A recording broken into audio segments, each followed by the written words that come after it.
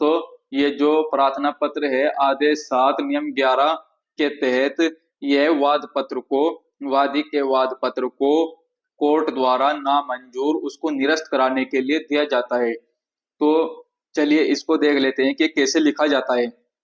तो सबसे पहले हम यहाँ पर लिखेंगे न्यायालय सिविल जज सीनियर डिवीजन शामली। जिस भी कोर्ट में हम आदेश 7 नियम 11 का प्रार्थना पत्र देंगे उस कोर्ट का हम यहाँ पर नाम लिखेंगे। उसके बाद हम यहाँ पर लिख देंगे वाद नंबर। जो भी मुकदमे का नंबर होगा दीवानी मुकदमे का वो हम यहाँ पर लिख देंगे। उसके बाद जब भी वे जिस सन में भी किया गया होगा मुकदमा वो हम यहाँ पर लिख देंगे। उसके बाद पार्टियों के नाम, वादी का नाम और प्रतिवादी का नाम। उसके बाद हम यहाँ पर लिख देंगे प्रार्थना पत्र अंतर्गत आदेश 7 नियम 11 व धारा 151 सीपीसी। उसके बाद हम यहाँ पर लिखेंगे श्रीमान जी निवेदन है कि उक्त वाद में, यानी कि जो उक्त वाद है ये वाला वाद जो हमने यहाँ पर लिखा है, उक्त वाद में न्यायालय द्वारा वैल्यूशन की तनकी को निर्णित करते हुए वाद का मूल्यांकन तय कर दिया गया था और वादी को उसके अनुसार वाद पत्र में संशोधन करना था, जिसका अनुपालन वादी द्वारा अभी तक नहीं किया गया है और वाद का मूल्यांकन सही नहीं किया गया है। इसलिए वाद अंतर्गत आदेश 7 नियम 11 सीपीसी चलने योग्य नहीं रह गया है। वादी द्वारा वाद का मूल्यांकन सही न करने के कारण वाद न्याय हित में निरस्त किया जाना आवश्यक है। अतः श्रीमान जी से प्रार्थना है कि उपरोक्त कारणों से वादी का वाद से वे खारिज किया जावे, आपकी कृपा होगी। यहाँ पर हम दिनांक लिख देंगे प्रार्थी प्रतिवादी नंबर 1 द्वारा अपने एडवोकेट। तो दोस्तों अब मैं आपको इसको थोड़ा समझा देता हूँ कि इसके अंदर हमने क्या कहा है।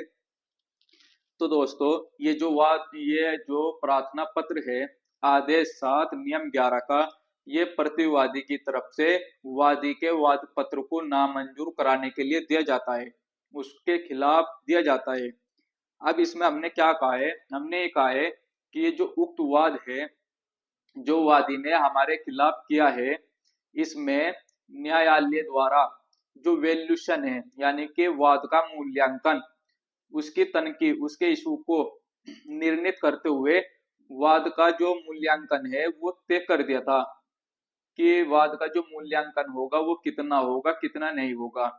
तय होने के बाद वादी को, अब जब कोर्ट ने मूल्यांकन तय कर दिया तो वादी को उसके अनुसार वाद पत्र में संशोधन करना था।